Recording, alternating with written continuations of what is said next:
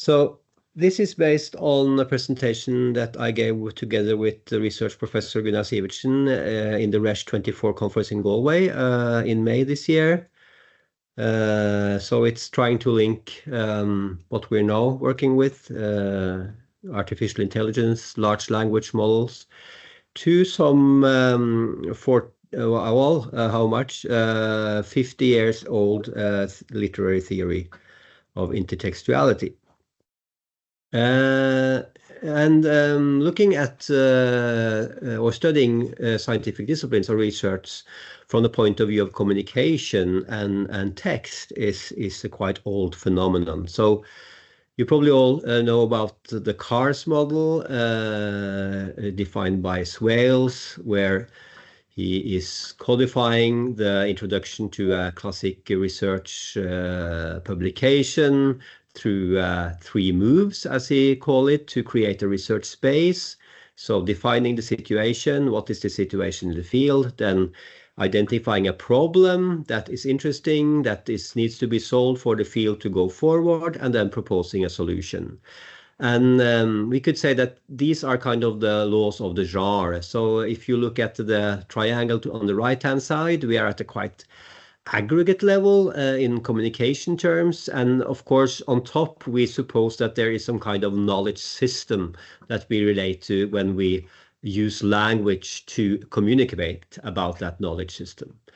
Then other researchers like Hyland has tried to had a different then perspective on how a researcher is working with language in order to convey knowledge. So he was introducing the theory of voice. So that is really how the researcher is positioning herself or himself to the knowledge that is going to be transferred.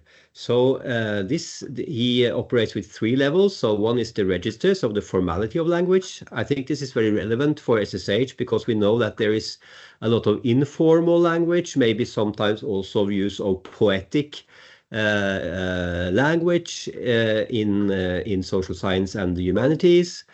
Then we have stance, which is the presence of the writer. So how the writer positions herself to the knowledge being conveyed. So you could present the knowledge, and you can present yourself as critical or as opposing, or in some way signal a distance or some kind of reserve, and that's also a specific use of language, actually. And then the writer could also engage with the reader to invocate the reader. In a more formalized manner, we also, of course, have discourse analysis, which is it's a way to code and categorize textual data to relate to the societal context and the cultural prerequisites or values that we think are underlying the communication in the text. So this will be to look at or to refer to patterns beyond the individual sentence, but still anchored in the language. And then at the most simple, granular level, we of course could look at research disciplines through specific words. So when we are, for instance, making a search string in Web of Science or other places, we actually use a combination of words to identify the types of research that we are interested in. And also word counting is an old exercise, but that also we find in some of the simpler actually models that we also use in machine learning these days, in the TF-IDF model, for instance, where we actually count words. I'm just going to check now if people are coming in. Maybe some of you are, yeah, I think it seems like people are let into the meeting. I can manage it, yeah. Okay, good, thank you. So going into the thick of the subject, I have tried to look at the old theory of intertextuality proposed by Julia Kristeva in 1969, and see if we can use that as a model to understand what's going on, or what it would mean to use a large language model to assess, or at least to classify research publications. So I made this very formalized, simple model of how a knowledge system on the left-hand side is represented then in a corpus of fundamental texts for an SSH discipline, say discipline A, typically in practice represented by a curriculum. And then the next step would be to make a numeric language model. You could do machine learning on that corpus and actually learn or teach the model what to look for as a typical structure in that text corpus. So in the assessment context, we could suppose that there is a researcher, A, on the left-hand side, which has a certain expertise in the knowledge system through training and working and talking with colleagues and all the things you do in order to gain knowledge. So this researcher is then producing a research publication. In the publication, the researcher is providing references to a corpus of fundamental text. So that's how the link to the textual representation is taken care of in the traditional system. Then when we assess or classify this publication, there will be an assessor which has also knowledge in the same of the same discipline and which will classify or assess this publication and make some kind of decision, whether it's a classification or some kind of qualitative assessment. So this is actually the model that Kristeva is opposing, and in literature. So the idea that a text is the communication between an author and a reader, where the reader is actually trying to understand what knowledge the author has had about the things that the author is describing. So it's kind of this death of the author phase of French literary theory. So and Kristeva goes even further than people like Roland Barthes, because she defines a text as the absorption and transformation of another. So it's really the interplay of text that is important, not the communication between humans. And the notion of intertextuality replaces then that of intersubjectivity. And poetic language is read as at least double. That means that if you're writing poesy, every word you use is exactly is resonating with all the uses of that word in a specific literary tradition, back to say Homer. So that's the idea, and this can be represented by a simple formula. So the function of A, which is the big text corpus, the text tradition, is then the poem or the research publication. So you should think of the research publication as a way of reorganizing the textual corpus of the discipline. So from this theoretical standpoint, and of course this is all theoretical, this is a speculation from my side, we could think of the research publication not so much as a message coming from a researcher writing it, but as a way of transforming or relating to the corpus of text already present in that discipline. So the function of that corpus. And then, of course, you could still have a human assessor looking at the text and thinking, how is this text actually representing or transforming the textual basis of the discipline? But this is really where I think that a language model will actually do a pretty good job if we think, like Kristeva, that the research publication is actually a transformation of the textual base of a discipline. So my proposition would be that a numerical language model, so a large language model, could be used to test the conformity of a research publication to a specified SSH discipline named A, if the research discipline A is defined by a non-infinite corpus of text. So we could actually collect those texts and we could teach the model to the structures in it, and the research publication then could be seen as an intertextual transformation of A on big A onto little a. And that the language model, of course, is an accurate representation of A. So what we know that the large language models could actually replicate a text corpus in a quite accurate way, I think. So others here are much more expertise than I in this. So that could be one of our discussions. How accurate are actually these language models? So actually, if these propositions hold, then I think we could look at the job that the language model is doing actually in quite parallel to what an assessor would be doing if the task of the assessor was to look at the intertextual relations between a specific research publication and the corpus of fundamental text within that discipline. So the research publication would then be input data to the language model, and the language model, which is trained on the fundamental text, would then provide a prediction, a probability score, and saying how probable is it that this text is belonging to that discipline. Of course, there are some limitations to this model. Very important limitation is the availability of digitized research publications. If one would wanted to try to build such a language model, one would need really to have a representative collection of publications from that discipline. I mean, there are examples of very, wide coverage like Google Scholar, but Google Scholar is not available for massive download, so it's difficult to use. Then, of course, there are, if you wanted this model to be universally valid, there are some problems in, especially, I think, in SSH, because we have what I would call national epistemology. So every country has its own way of talking about history or talking about literature, which makes, even if the language model could understand various languages, I think the epistemologies would be, or the way that the different disciplines look, their structures could be different in different national traditions.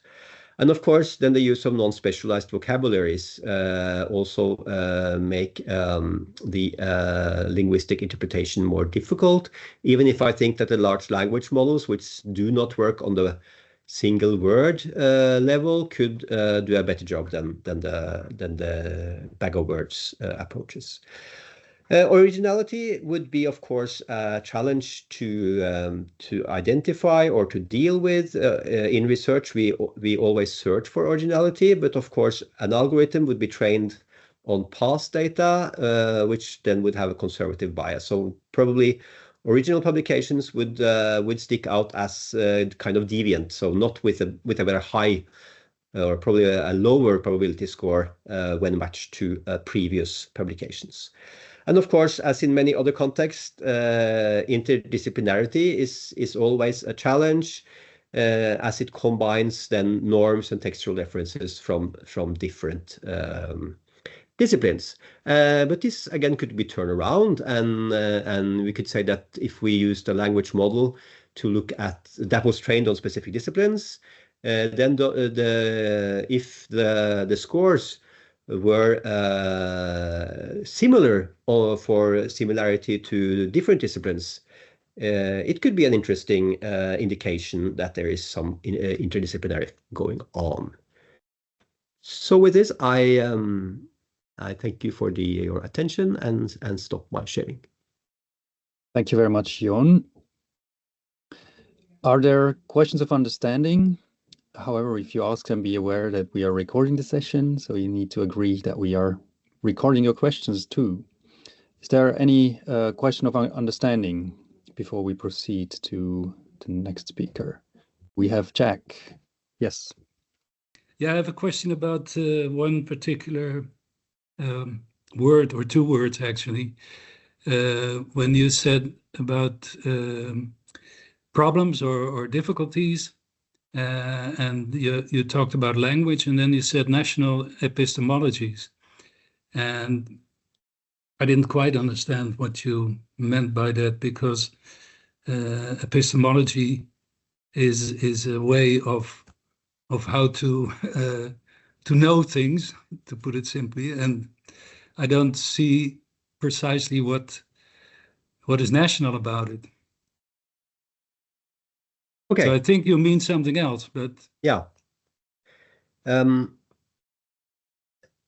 could give an example from my background, which is literary studies. I think if you are a scholar of literature in Germany, you would be probably inclined to look for the source, the historical and textual sources of a text, so working more in the philological tradition.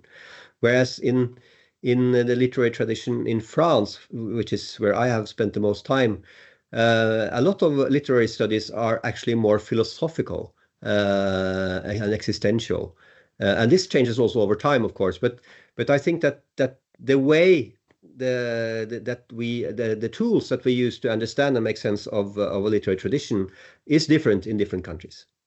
No, I understand, but I think it has more to do with culture or tradition than with language. But I don't want to dwell too much on this. But yes, right. It's linked to culture, but it will. The point here is that it will probably make it more difficult to have a harmonized, to have a uniform representation across languages. Yeah. Okay. Thank you. All right, thank you. Then we move on, I would say, to our next speaker, Mike Thelwall, who is a professor of data science of information school at University of Sheffield. And he's researching or using for quite some time these methods. And I'm curious to hear his experience of how to use ChatGPT in evaluations. Go ahead, Mike. Do you have the sharing rights? Yes, it looks good. Yeah, hopefully you can see it now. Thank you very much, Michael. Looks good. Perfect. Great, thank you. And thank you very much for inviting me. I'm looking forward to giving the talk and hearing the questions and criticisms afterwards. So jump in. There's lots to criticize, so don't be shy. Don't be shy.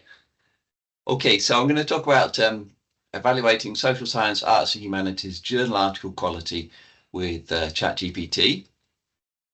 And my picture is obviously from ChatGPT. Looks fantastic, but if you look at the details, doesn't look quite right. So that's maybe a metaphor for the whole talk. So I'm going to give a four-part talk going through 3 different studies and then a little bit at the end. So just quickly for the context, I think you all know this, but research evaluation is important for going for jobs, for departmental evaluations in some countries, promotions, and it's a slow, time-consuming process. So evaluators can sometimes be tempted to, and actually do, take shortcuts in terms of using journal reputation or citation counts. So it's arguably unavoidable in some contexts. I remember maybe a decade ago having a discussion with people who were very much against the journal impact factor when one admitted that in his department they had 125 applicants for a single job. And the head of department said, look, the only thing we can do is go through all these applicants and we'll throw out anyone who doesn't have a Nature publication on their CV. So what can you do?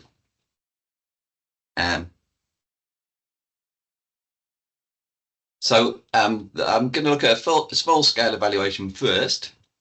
So for the small scale evaluation, I've set up my own GPT from ChatGPT.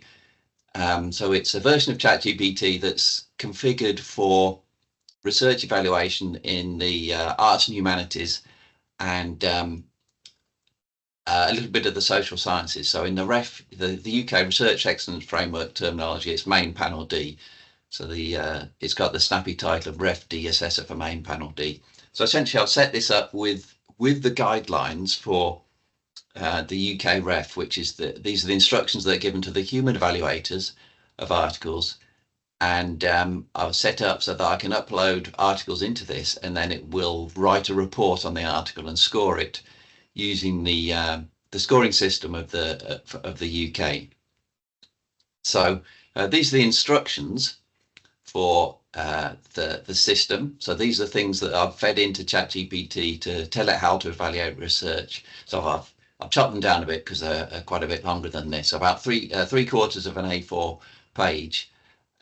They're the human instructions, but I have tailored them a little bit to be in ChatGPT language. So particularly the first sentence is tailored to ChatGPT language. So the UK assessors, mostly senior professors, are not told you are an academic expert.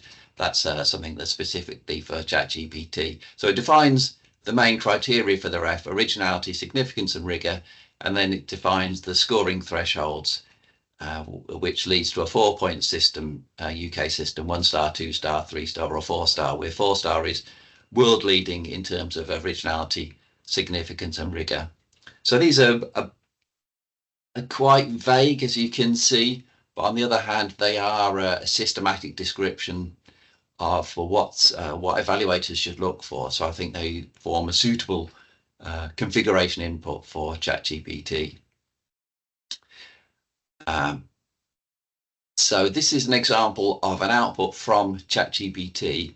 So this is from uploading a single article into the ChatGPT version. You can see this is what it's written, and I've read over 1,000 of these now, and virtually all of them look good. They look plausible to me. So if almost all of them, if you ask me, was this written by someone who's at least studying for a PhD in this field, I would find it hard to say no, it definitely isn't. This isn't the work of someone who's at least got experience of PhD research in this field. So I think they're impressive, and I didn't have to mess around with ChatGPT to get this. It just did it straight off the bat.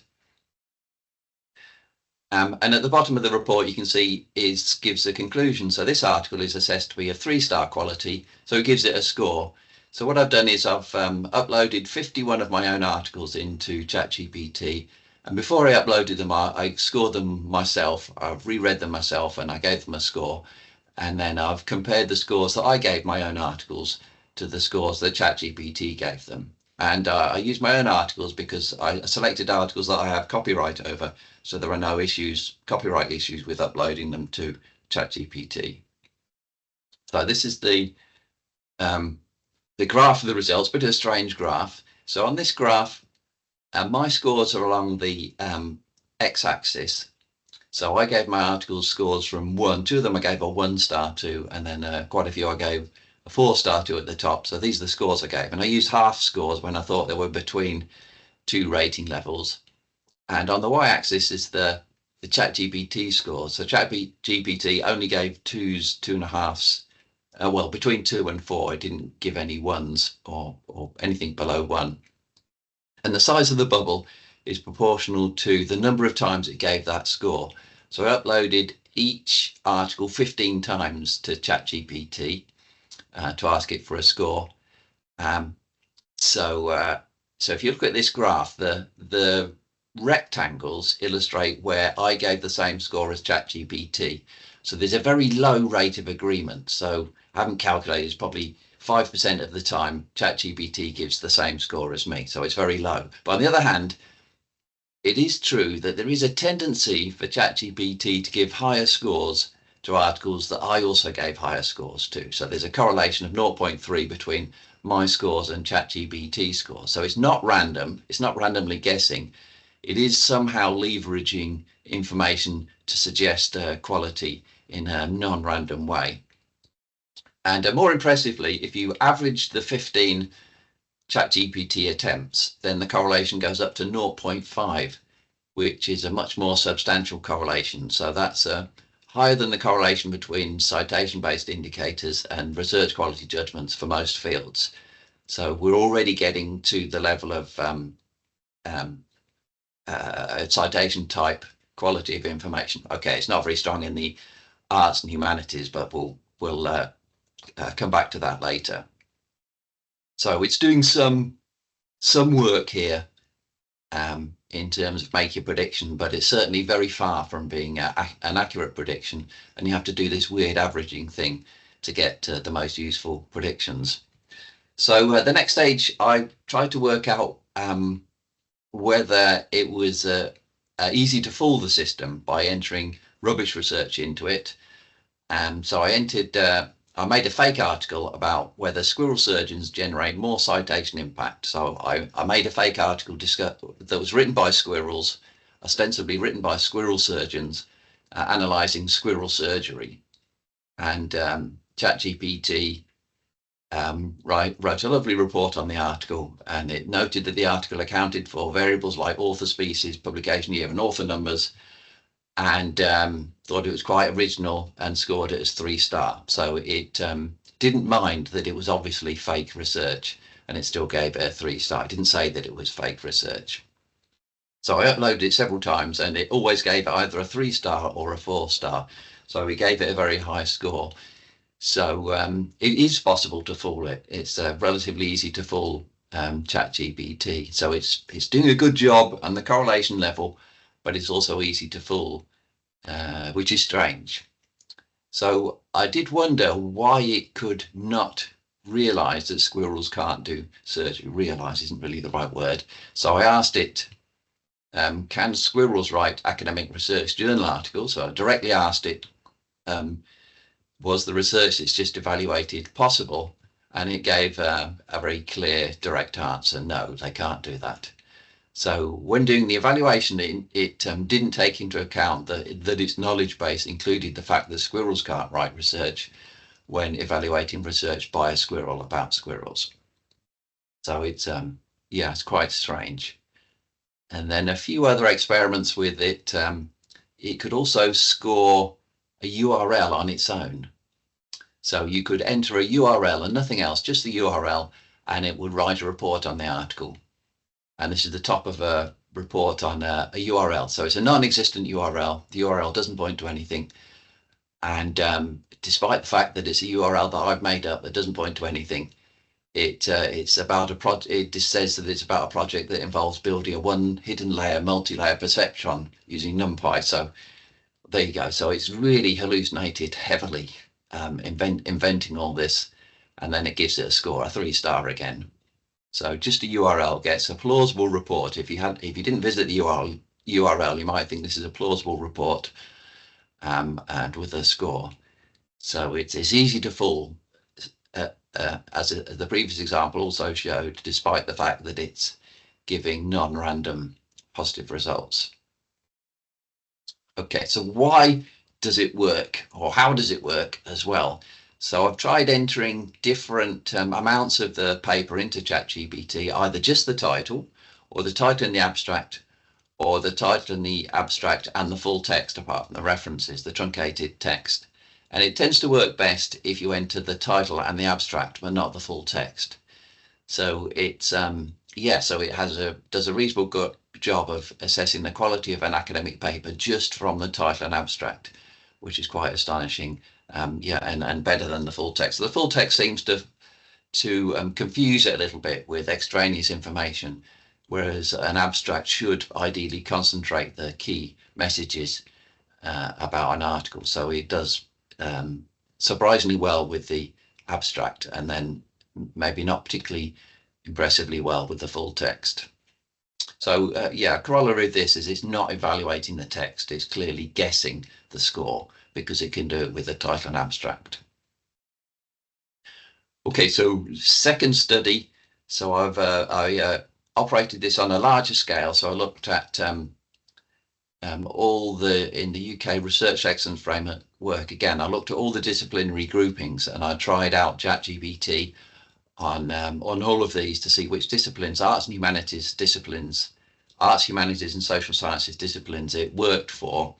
And I used a ChatGPT 4 mini, and I used the API for this, so I could run lots of tests, the ChatGPT API, but set up the same way as the GPT that I described before. And this graph, it's a bit of a complicated graph, sorry, but the light blue lines for each field are the correlations between the ChatGPT predicted scores from the title and abstract and the quality of the research of the department. So it's not a direct article level quality score, it's the department's quality, because that's the only data available. And the orange bar is the theoretical maximum correlation possible. So in most cases, in most fields, the ChatGPT correlation is quite close to the maximum possible with this method. So it's doing a pretty good job of guessing the quality of an article from its title and abstract in all, well, most social science and arts and humanities fields. So it doesn't do a good job in, which one does it do the worst job in? So I guess area studies it doesn't do particularly well at. But it does better in the social sciences than arts and humanities, unsurprisingly. But it's positive in all fields, and statistically significantly positive in all fields except 3. So so it's doing a good job there. So this is the average of 30 goes for each article, each of the 200 articles for each field. And if you compare that to what's possible in terms of correlating the human scores with citation-based data or AI approaches, then ChatGPT does better than both citation data or other traditional AI for most fields. So it's so the blue bars are the ChatGPT correlations with the human scores, and the usual for most fields the blue bars are the highest. So it's definitely very impressive. And again, I've not spent a long time configuring ChatGPT to do this. It's working with the first go I had in terms of the configurations instructions. So I expected to spend months configuring it to work reasonably well, but I just put the instructions in and it works straight out of the box. So I have subsequently tried to configure the instructions differently, and that hasn't helped. So it seems to be able to work with whatever you give it. Okay, so third study. So this is looking at to see if you could evaluate the average quality of the publications in a journal with ChatGPT. So we're moving from article level quality evaluation to journal level quality evaluation. So again, like all citation-based data, this is controversial.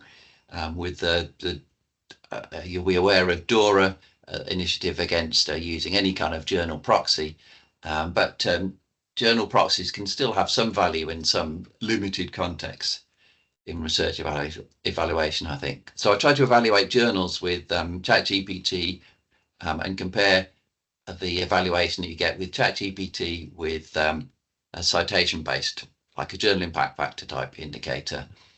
And this is the results for the library and information science field. So on the x-axis is the average score of the articles in the journal from ChatGPT, and on the y-axis is the average citation rate for the journal. So I think these are the top 30 journals in library and information science, and there's a strong correlation between the two. So you get very similar results if you rank journals with citation data and if you rank them with average ChatGPT score. But the journals that do a little bit better with ChatGPT seem to be the ones that either have a special reason why they wouldn't do well with a technical reason why they wouldn't do well with citations, or they can be from minority fields that don't get citations from other fields or in a non-English language. So Journal of Modern Information is in Chinese, and it doesn't get many citations from traditional citation databases because of that, I think. But ChatGPT doesn't mind so much and gives it a relatively higher score for its articles. So it's an alternative perspective on the quality of the journal, the value of a journal, the average quality of its articles. And this is a graph of the scores given to the articles in the journals, the 30 journals that are analysed, and we can see that almost all the scores go between about 2-star and 3 1/3 star. That's the average of the ChatGPT scores for the article. So there's quite a cluster in kind of the middle of the spectrum. Very few articles get a score close to 1, and very few get a score close to 4. So so it's an interesting clustered graph. So part 4, wider issues. So I guess the big question is, do you actually want ChatGPT to evaluate your research? Even if it's accurate, would you want it? So would this be something you just didn't want on principle, didn't want to accept on principle? You didn't want a computer to be fed your research on principle, or especially one that learns. And also the second issue is if ChatGPT started to be used for research evaluation, would you start to get behavior changes in the way that researchers maybe already changed their behavior in response to the knowledge that citations might be used to evaluate their research? So you would have to look at the systemic issues that would arise if large language models were routinely used for research evaluation in terms of changing behavior. So the most likely change would be that researchers might start to consider how ChatGPT would evaluate their abstract when writing the abstract, and then at least partly write their abstract to impress ChatGPT. And that might mean downplaying the limitations of the research, for example, or exaggerating rigor, originality, and significance in the abstract, which would not be a good thing for the scientific record. It would make it more difficult to process that for humans. Okay, so to summarize, ChatGPT does have some ability to detect research quality in the social sciences, arts, and humanities. So if you wanted to use it practically, I would recommend running it at least 5 times per article. And then you also need to scale the results to give a more reliable score. So we saw for library and information science, almost all the results were within between 2 and 3 1/3. So you need to scale the results to get the full range, which should be between 1 and 4. And the results are more useful for larger scale evaluation. So the more articles you evaluate with ChatGPT, the closer the average of ChatGPT is likely to be to the human average. Also on the ethical side, you do need to carefully consider the copyright infringement possibilities of uploading work to a large language model that could potentially learn from it. So use one that doesn't learn from it and copyright allows, and take into account the fact that many copyright rules specifically forbid you from uploading text to AI or processing text with AI. So it depends which country you're in, what you're allowed to do legally. And then finally, don't use it to cheat on your peer-reviewed tasks. So although the predictions statistically are okay, individually the comments given are pretty weak. So I did have a funny event where I submitted a paper about ChatGPT to a journal, and it got rejected by the first referee from the journal, and the report that the referee wrote was written by ChatGPT, rejecting my article about ChatGPT. And in fact, the referee had actually evaluated the wrong article with ChatGPT. So reading the article, I could see, oh, this isn't about my paper, because my paper isn't about nuclear physics. So this is definitely the wrong report. And from the style, it was obvious that it was a ChatGPT report. So that was quite funny, especially, well, I told the editors and they withdrew the report. So it was a happy ending for me anyway. Okay, so a few references I'll put up there if you're interested, but that's it. Thanks very much for listening. Happy to take any questions.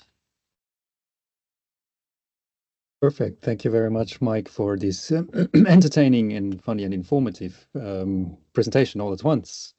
Again, I would like to allow for just questions of understanding so that we can continue with our next presentation soon, but sometimes there is kind of an urgent need to get something explained. Is there any question of understanding?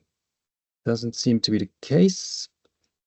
Perfect. So we are moving on to our third speaker, Denny Newman-Griffiths, who is a senior lecturer at the University of Sheffield, and they lead the Research on Research Institute's GRAIL project, and is a specialist, obviously, on the responsible AI policy discussions.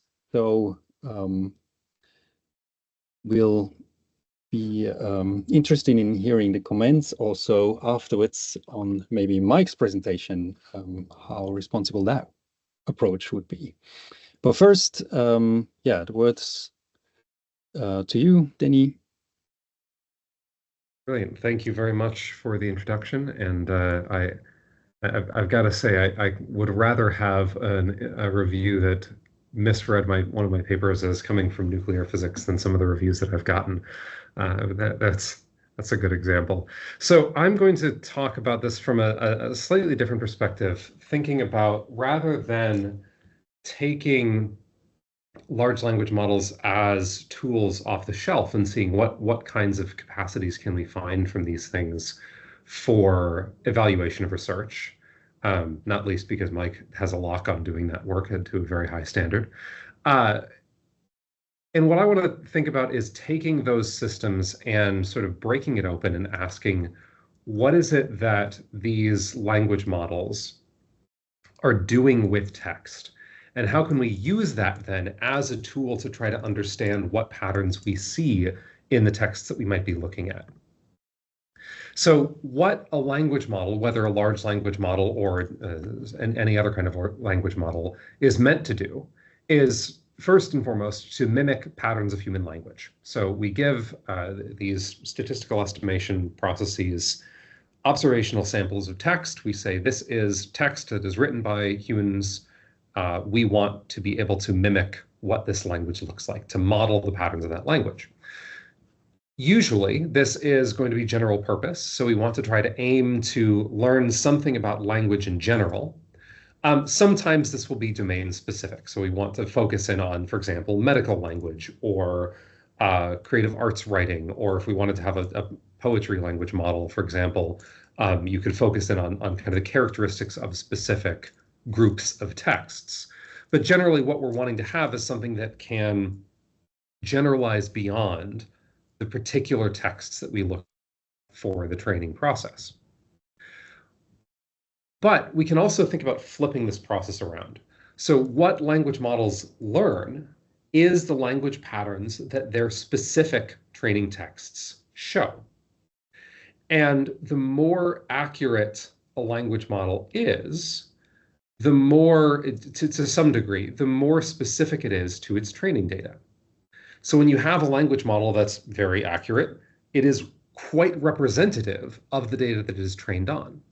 So this actually raises an opportunity to think of language models, of neural language models, so I'm using LLMs here as shorthand for that, not as models of what language in general looks like, but as a lens to look at the language in specific texts.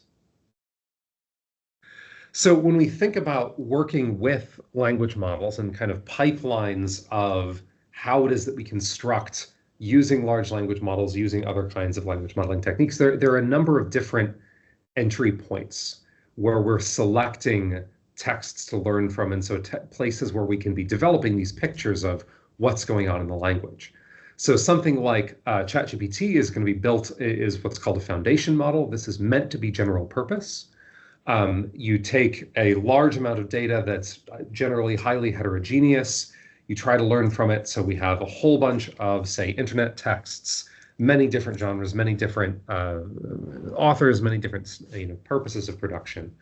And we get a model that is meant to be a foundation of representing how language is used.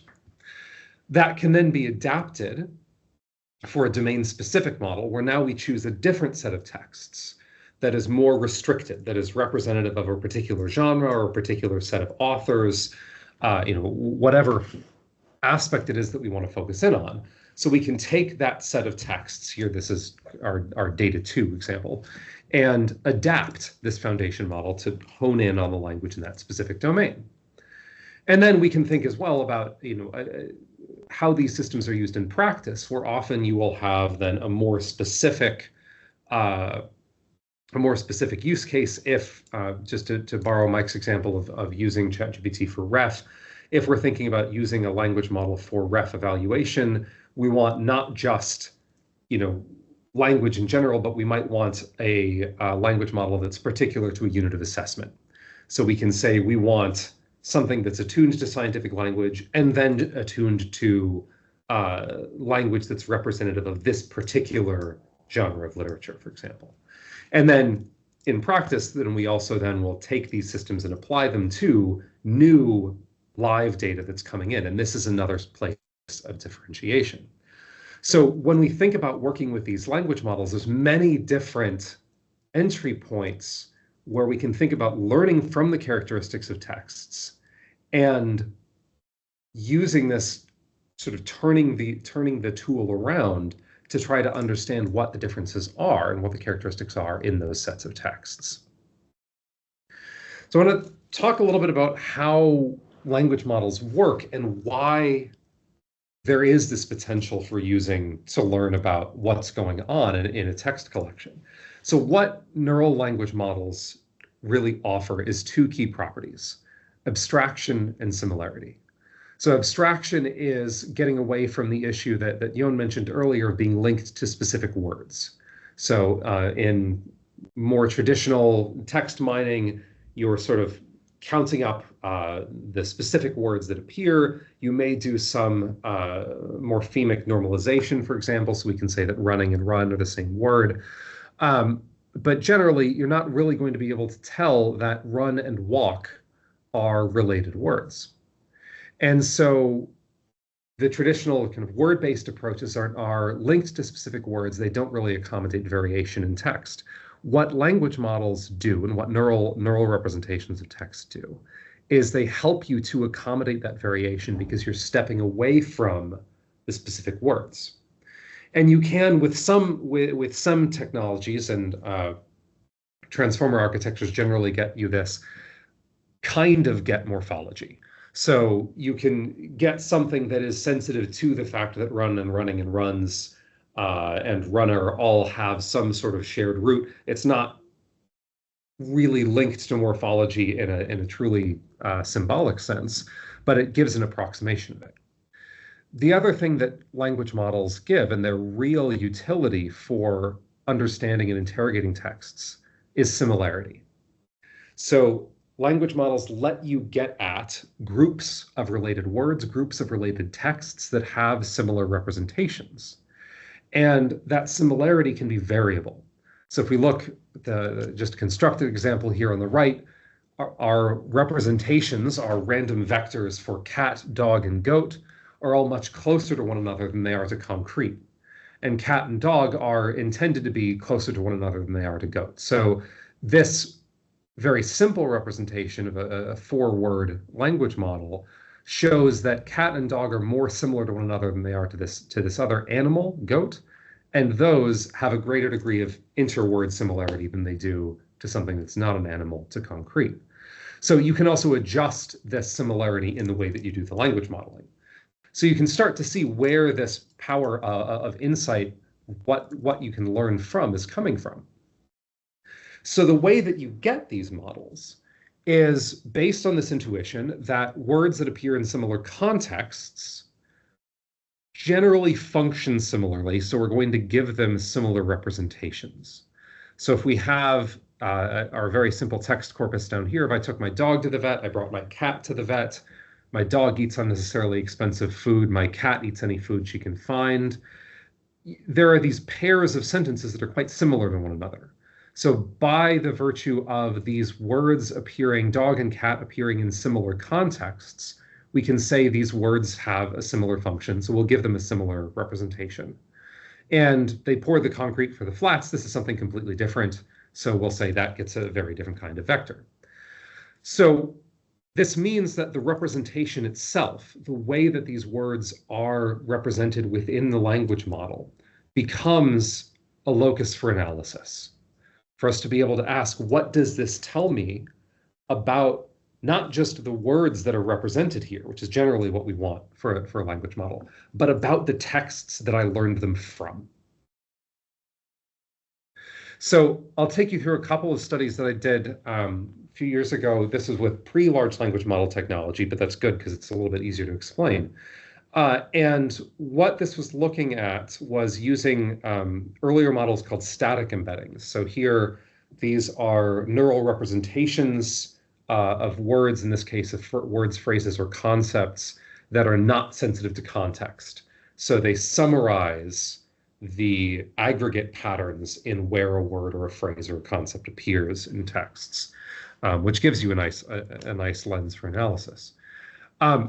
And what generally this was meant to do is to model words, phrases, and concepts together to capture shared meaning. Now here, I'm defining a concept fairly loosely. This was coming primarily from medical language, so I'll show a bit of an example of that in a minute. But here, this is just taking a slight research-oriented example. And we can think of words, things like sustainability and green. We know that within that, there are particular kinds of phrases we might be interested in. So let's say we want to analyze literature for a topic generally related to sustainability research. We know that sustainability, green research, clean energy transition, these are key phrases that we might want to look for.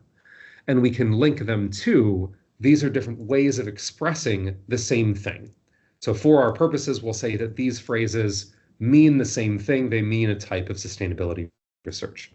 So what we want to learn is something, again, that abstracts. We don't want just the word sustainability or just the word green. We want to link them together and say that these are relating to this underlying idea of research about sustainability. So this is the setup with which we're going to do this analysis of differences between texts. So the first study was looking at medical documentation and doing a genre analysis, so a comparative analysis of, first of all, how different are different types of medical documents. These are all from the same set of patients. This is from a research data set of medical language. With those differences in terms of the types, in terms of one way of defining genres in this case, what differences are there that we can see in the meaning of the text versus differences in how the texts are produced? So what are the practices that are in documentation? So these are the research questions that we used these language models to help investigate. So you can see here on the left, the particular numbers don't really matter, but we have a fairly wide distribution of different types of text, very unbalanced in terms of how many we have to learn from. But we had a couple of million examples of documents to work with. And what we see by using these embeddings, and what we did in essence was learned embeddings of medical concepts that we knew we were interested in, and then compared how those representations were sort of stable with each other. So how aligned the kinds of relationships that these embeddings produced. So cat being near to dog is rhinitis near to Tylenol, because this is a medication that can be used to treat symptoms of the common cold. Being able to ask questions about what concepts are close to one another in the embedding space lets us ask questions about where do we see similarities in the texts that we learned these from. So we could see here that looking at these medical documents, most of the genres are quite distinct. So here a higher number means that there's more correlation between the neighbors, those nearest neighbors of cat and dog, or rhinitis and Tylenol. So a higher number is stronger correlation. A lower number means that the sets of neighbors are effectively random from one another. So you can see there's a fair degree of noise going on here, because even comparing a genre to itself, there's not a huge, the correlations are not as strong as we might expect. But we can see that there are some differences. So things like physician notes, when we go across or go up, the physician notes they're a bit more multi-purpose. They have more similarity to more things. Whereas a document like a nutrition note is totally unique. These things are just, they're completely unlike everything else in the corpus. So we can start to look at this to see the way that the medical concepts that we're interested in are being used. That tells us that nutrition is a very different kind of language. So if we wanted to use a language model to work with these notes, we might want something where we have a separate model for nutrition than for other things.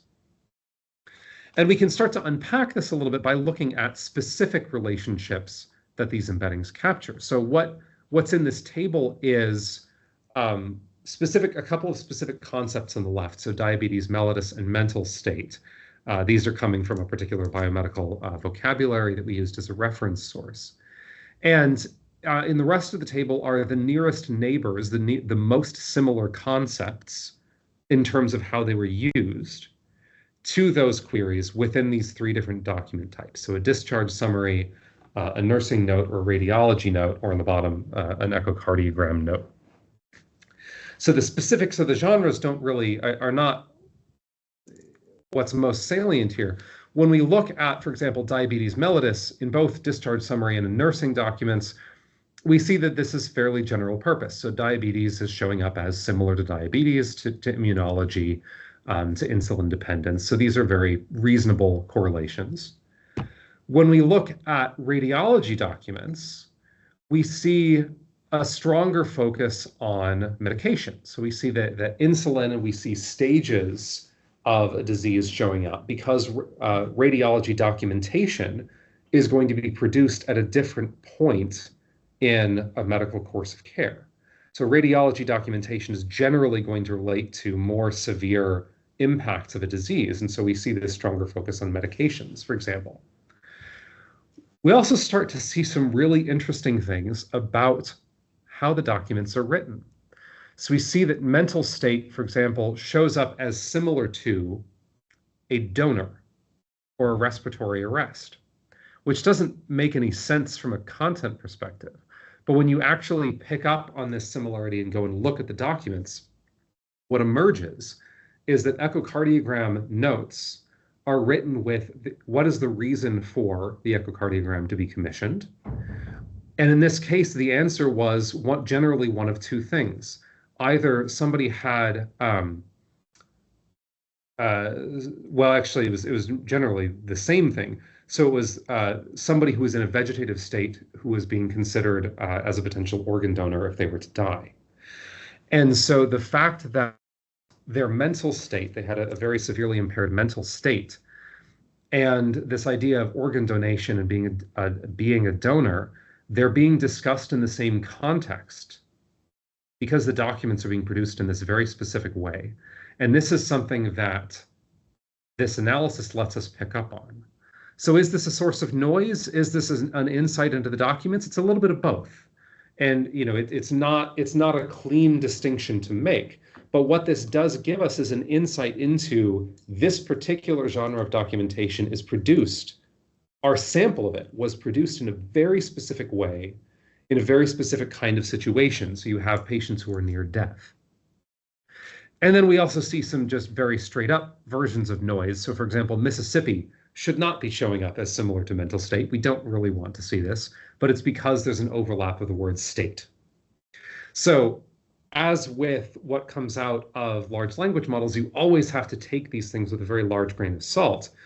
You can get, in this process of summarization, of trying to say, here are the contexts in which these things occur, you can get really interesting patterns, but you can also pick up a whole lot of noise because there is an enormous amount of variation in language. So it's always this balance of, am I seeing something that is truly informative, or am I seeing something that is statistical noise?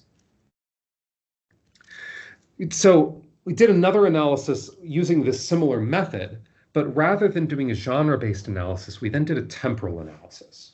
So this was looking at the same set of documentation.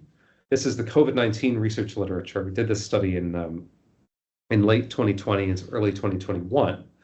And what we wanted to look at was, we knew that there was this really preposterously large amount of research publications that were coming out, publications and preprints around the COVID pandemic, especially in 2020, and it really kept going through 2022, and it's still tailing off now.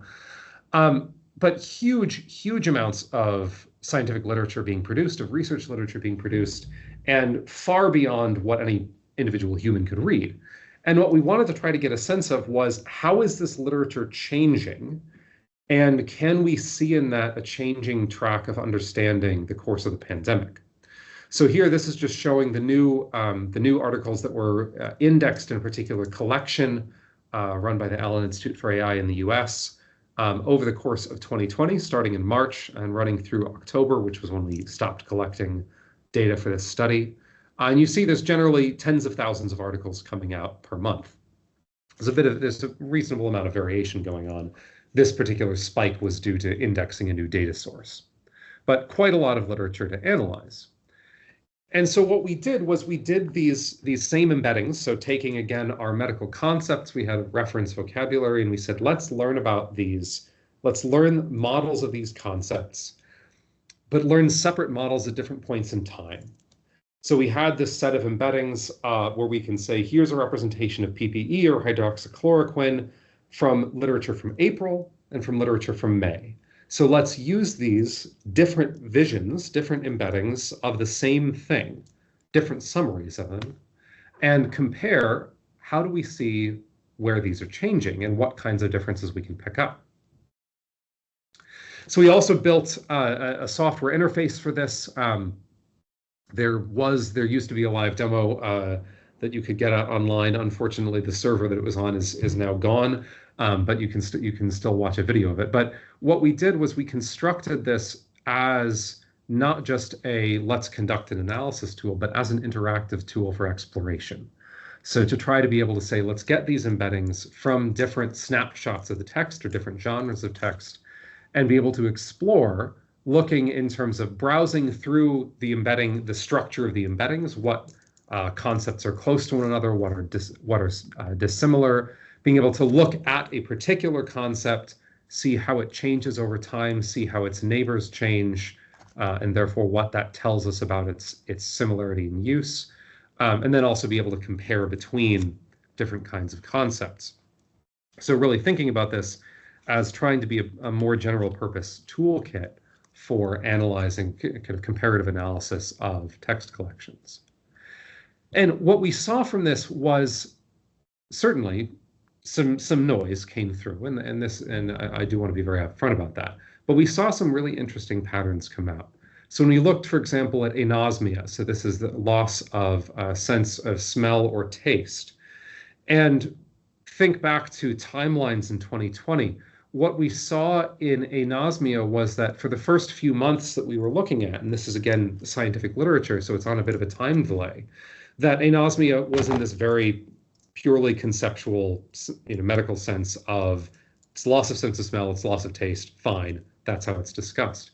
Starting with literature that starts to show up in October, we see anosmia showing up alongside, being used in similar contexts to other common symptoms of COVID. It's this very stark shift in the literature reflecting this recognition that anosmia is a major symptom of COVID. When we look at N95 masks, we see a similar process. It's a little bit more gradual. So in the literature from June, this was much more of just, again, very functional. It's a type of respirator. You might use it with an autoclave. September, you're starting to pick up other kinds of PPE. Face masks, face shields, goggles. And in October, N95s are fully functioning like any other kind of PPE. So the language that's being used is talking about N95s and gloves and masks and the face and wool, which was interesting, in very similar kinds of contexts. So we see this shift happening as well. And then one particular kind of standout piece from this was looking at the medication dexamethasone. So this was one that was recognized early on as being having utility to help treat very acute symptoms of severe cases of COVID. So dexamethasone was used from about April or May onwards through the course of the pandemic. But over the course of the pandemic, other drugs were discovered to have similar effects. And one of those drugs, which showed up in the literature in about September, and which showed up in our embeddings in September, was ruxolitinib. And when we looked up ruxolitinib as sort of, okay, this is something very different that's showing up here, we were able to see that there was this article that appeared in Leukemia and a few others that appeared alongside it, showing that ruxolitinib could also be used to help treat severe acute symptoms of acute COVID-19. And when we look at the similarity of these embeddings, of looking at the similarity of dexamethasone and ruxolitinib over time, we saw this gradual increase, that they were used in more and more similar contexts in the research literature, which suggests this convergence of use of potential clinical applications. So those are both looking at using these static embeddings as ways to kind of get this sense of, let's summarize what can we see about contexts for these words or for these medical concepts. And again, those were specifically in medical literature. when we think about adapting, carrying forward these methodologies to a world of large language models, I think there's a lot of ways in which we can take some of the same ideas forwards. So as I mentioned earlier, there are many entry points when we're using large language models. So we can think about tuning these models, not just on, I want literature that's representative of my domain of interest. You know, I could say, if I want to do a temporal analysis of, for example, research literature on, well, research on French literature is what I was trying to say. We could say, well, we'll start with a general sort of humanities model. We'll tailor it in on language, on research publications related to literature. And then we might do targeted analyses of, let's fine tune this model for different snapshots of research on French literature. But still being able to use these kinds of words and phrases and concepts as this pivot point for analysis. So being able to say what we want to look at is not just representations of entire articles, but looking at how can we see differences in the way that specific words, specific phrases, specific concepts of interest are being used in these texts. And getting to that requires a little bit of adaptation. So embedding these representations that come out of large language models are sensitive to context. So they would need to be aggregated to get this sort of this summarization picture. But there are many strategies for doing that. And I think there's been some really interesting work that's been done around clustering of these large language model representations of research literature. So that is another good way to look at this and think about what is similar and what changes over time. I've highlighted here, and I'll just wrap up with this, highlighted some specific opportunities where I see that this kind of methodology can be used for SSH assessment, thinking about what texts are similar, differences in how. There's also some of this space for, I think, detecting unanticipated similarity. But most importantly, being able to go deeper than the specific keywords and the lexical patterns that we have often used for this kind of analysis. We'll go ahead and wrap it up there. Thanks very much.